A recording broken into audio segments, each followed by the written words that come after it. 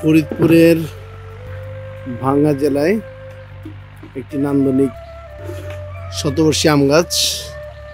এই গাছ দেখার জন্য পর্যটকরা সবসময় ভিড় করে। এই গাছটা অনেক বছর, মানে যে জমির মালিক, জমির আলা অনেক জমিদারদের মালিক, এই জন্যই সেই গাছটা কাটে না। তার এই জমির মালিক, বর্তমান যে মালিক, তার দাদার আমলের গাছ। এই জন্য বিভিন্ন দেশের লোকজন আসে, এই কারণে গাছটা কাটে না। আর গাছের ডাল যেভাবে মাটিতে শুয়ে গেছে, শুয়ে এইভাবে উপর দিয়ে উঠে চলে যাচ্ছে। এবং এই গাছের আম অনেক বড় বড় হয়, আমগুলো ভালো থাকে।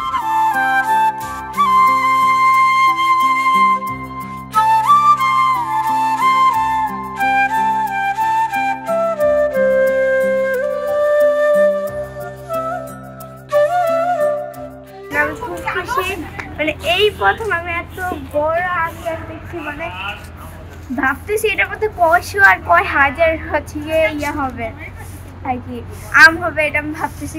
কারণ এত বড় গাছ এই প্রথম আমি দেখছি। আর এটার মধ্যে উঠাওয়াটা অনেক ইজি।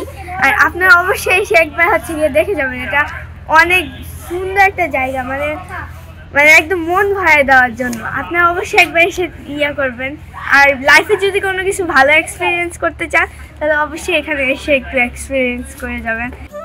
শতবর্ষী গাছ আসলেই অনেক বিশাল এক জায়গা দিয়ে এই গাছটার অবস্থান।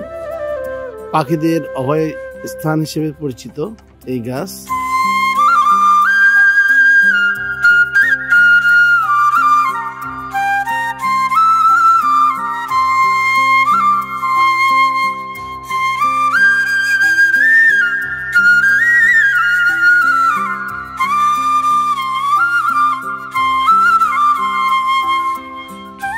এক বিঘা জায়গার উপরেই প্রায় একটা আম গাছ।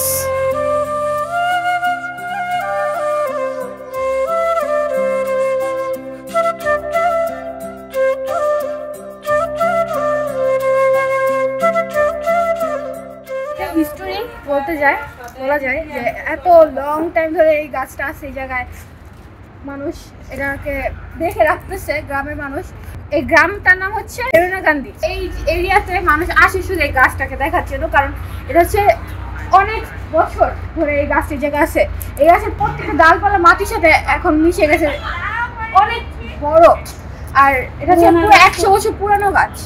গাছটা অনেক সুন্দর, মানে এত ওল্ড গাছ মানে বাংলাদেশে মনে হয় না আর কোথাও আছে, কারণ এটা তাও আম গাছ।